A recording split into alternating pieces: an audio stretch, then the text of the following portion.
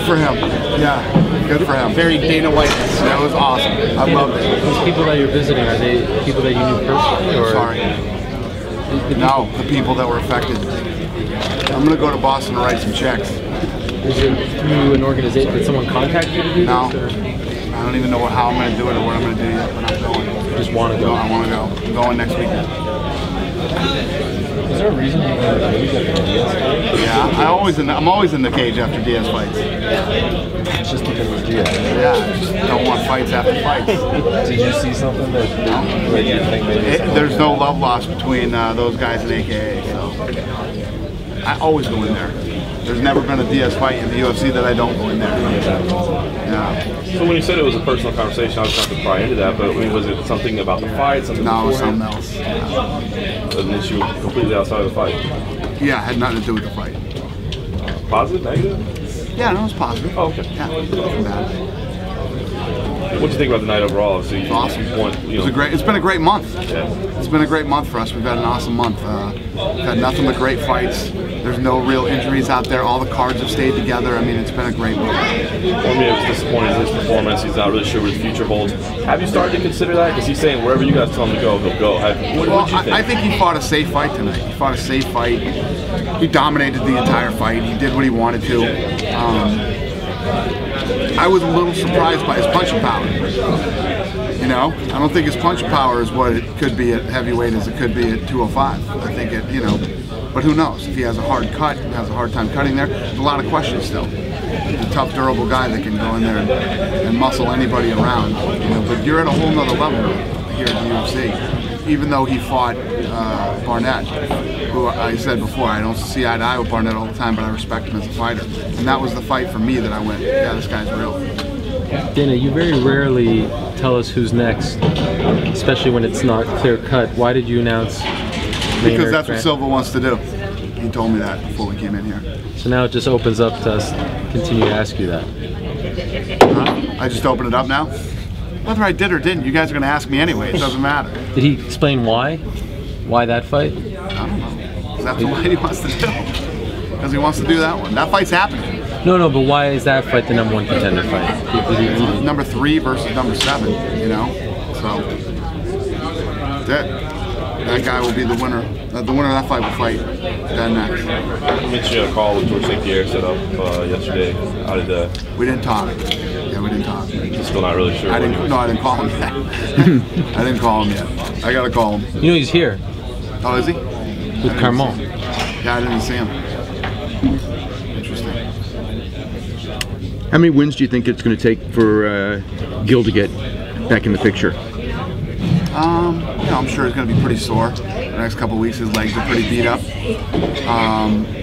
You know, we'll get him another fight. We'll see what happens. How'd you guys score it? 48-47 Gil. 48-47 Gil. Really? Yeah. Everybody had Gil? 125 for Gil. I had Ben. One guy. I had Ben too. Second round. Yeah. Second round Depends deciding. on where you went in the second round. Yeah. Everybody have Gil win in the last round? Yeah. One judge did, and that's why it was split. Gil, and that's why he lost. One judge scored what? One judge scored the 5th for Ben. And that was the deciding. But it's 2 and 5 were both close. You know, it's not a bad decision. It's just somebody was going to win. I gave the somebody's second round to Ben. Yeah. But I could see the argument the other way too. One of those close rounds. Yeah, it's a close fight. Literally, going into the third round, I said this fight's going to be controversial. This fight's going to be controversial because I gave the second round to Ben. I had it 1-1 going into the third round. I'm like, oh, here we go again. Did Joe make the decision on the TJ fight, getting the next contender, before the end of this fight or after? I have no idea. Because this was a close fight. Yeah, he gave it to me on a piece of it. It was after the fight. Okay. Yeah. If it would have been as close with Gilbert winning, if the title changes hands, is that why you would do an immediate rematch? Because some would say this was closer than Frankie Ben won, and he did an immediate rematch for that one. Yeah, I did an immediate rematch for Frankie. Frankie had always done whatever we wanted to. I didn't want him to. Remember, I was trying to get him to go to 145, and they just fucking hounded me, and you know, he made some good points on why he deserved the rematch, and I gave it to him. Yeah. Gil's not going anywhere. Well, he'll be right back in there. So. And you mentioned his attitude. He did give a great speech there when he entered the room. I mean, he's wanted this so bad for so long. It's crazy though. Ben was so, I was like, he might lose this fight tonight. He came into my locker room before the, when the fights were going on, sat down, hanging out with me, saying, yeah, I want to propose to my girl tonight. Can I do it? Is that okay? And we talked about it for like 15 minutes. And then I called the production guys back and said, they're like, no big deal. And Melendez was like fucking raging bull back there, ready to go. Henderson's an interesting character, man, Usually when you see guys like that, when I told Dominic Cruz, he was like, oh shit, I thought Henderson was going to win. Now I don't think so anymore. Now he's talking about, he's like, do that at dinner tonight. He said 100% he wants to retire in 4 years, that he has other things he wants to do. And I believe him. You do believe him? He seems like that kind of a guy, He'd only be 33. Yeah, he seems like that kind of a guy, though. But when you get to a level and you've got that championship belt and you're making money and all that stuff, it's hard to walk away from that. Where do you make this kind of money when you walk away at 33? Especially if you're still on top. And money goes quick.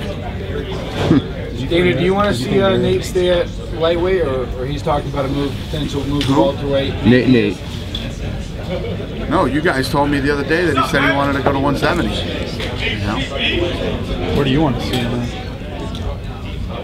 I think going to 170 is a big mistake. Big, strong guys at 170.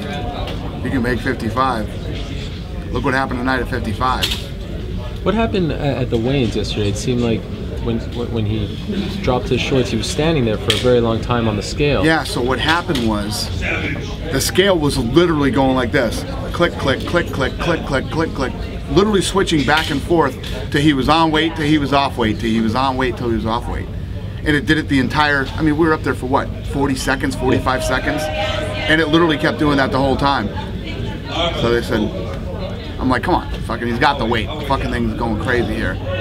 And it did that twice. The thing did it twice, did it 2 different times with 2 different fighters. What do you think? Those digital scales are goofy. You like the... Yeah, I like the other ones better. What did you think of Muir's performance?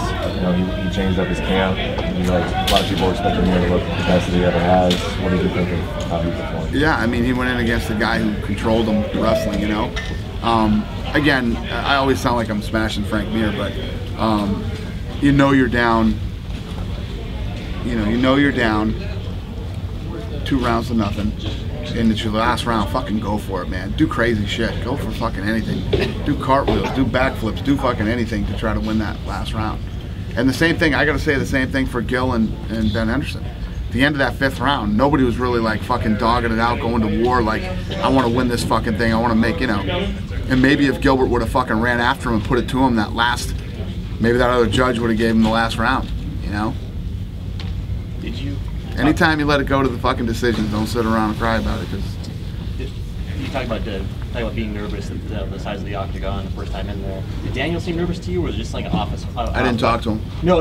When you were watching the ringside or the octagon side, did you see either his office game at all? No. Didn't seem nervous to me, but I guarantee he was. I believe it. It happens, man. I don't care where you've been, where you fought, who you fought. When you come in here your first time, you get nervous. Especially in your hometown, that doesn't make it any easier. Dana, are you able to track ratings, in real time? I know you say sometimes pay-per-views are trending and things like that. Are you able to get any indication? I have no idea. No. The ratings are crazy. You never know what's going to happen. Do you think the ones that have done the best have always been during football season? Because during the playoffs, especially. We have all the promotion for it. Right. Yeah. So do you believe there is a direct correlation between? There's no doubt about it. There's no doubt about it. I think when you have these free fights on Fox, I always say this, everybody will watch a free fight. Everybody will want to tune in. You just got to know it's on. And to know it's on, you got to spend a shitload of money to let people know.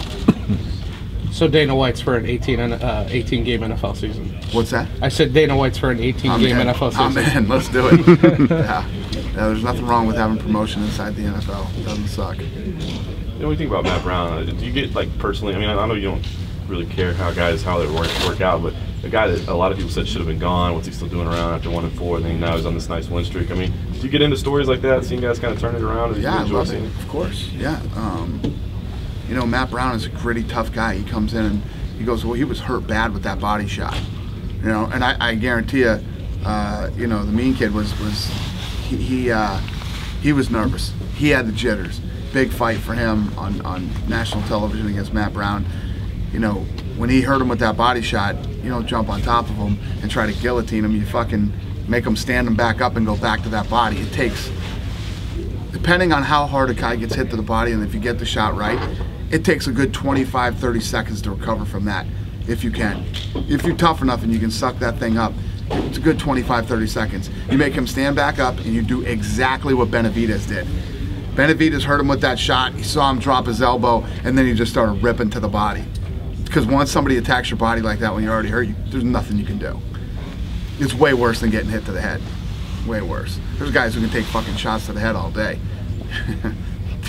You have to fucking eat some of those body shots to understand what those feel like, because it's tough. And talking about Benavidez, I mean, Benavidez, Mendez, I know you're not making fights right now, but would they at least be in consideration? I mean, they've had some nice runs. They both had title shots, but they both had nice runs since then. Are they at least in the discussion, or is it too soon for both of them? Yeah, of course they are. Danny, can you recall the last time maybe not specifically like a fighter taking over, but someone taking over a team like Bang has and turning things around like that, the way the guy's finishing? Did you see this coming? Can you recall something like this happening? No, it's awesome. I mean, there's you know, it's apparent that he fits into that team, and he's a great trainer. Good for him. I've always liked Bang Ludwig. He's a nice kid. Talk about a kid who's had some tough breaks in his career, so it's good to see him with this new camp, and he fits in, and it's going well for him. I'm happy. And I noticed that Benson walked out with the belt this time. We spoke about that on Thursday. Was there any particular reason? Because I don't remember the last time someone came out with the belt. Yeah, interesting. Pretty cool. Any reason why? He's a champion. Is that a new thing now? A new thing? No. Is it up to the fighter? Yeah. Okay, so he asked to do that. He asked to do that? He doesn't ask. He can keep his belt. He can walk out with it. He can. So he just did it. It was up to him. Okay. Just curious. So if someone doesn't walk out with the belt, how does the UFC get possession of it to then keep it, to then give it to the winner? You know. Well, they have a belt, and then we have a belt there too. Oh, okay. You bring your own belt. Yeah. Ah, okay. Got it. The culture here is just different than boxing. You know, a lot of times when you see, I love the belts when the guys walk out with the belts and stuff, but it comes off bragging and a little cocky, and that's not what the sport is like. You know what I mean? Any update on Dan Hardy? I know he was supposed to fight on the card. There was a clip on the internet saying that you thought he was in denial about his situation. Have you had a chance to talk to him since then? That was yesterday, or the day before. I haven't talked to him, no. What about with Nick? If Nick was here, have you had any conversations with him during fight week? No, I haven't talked to him either. Done with me?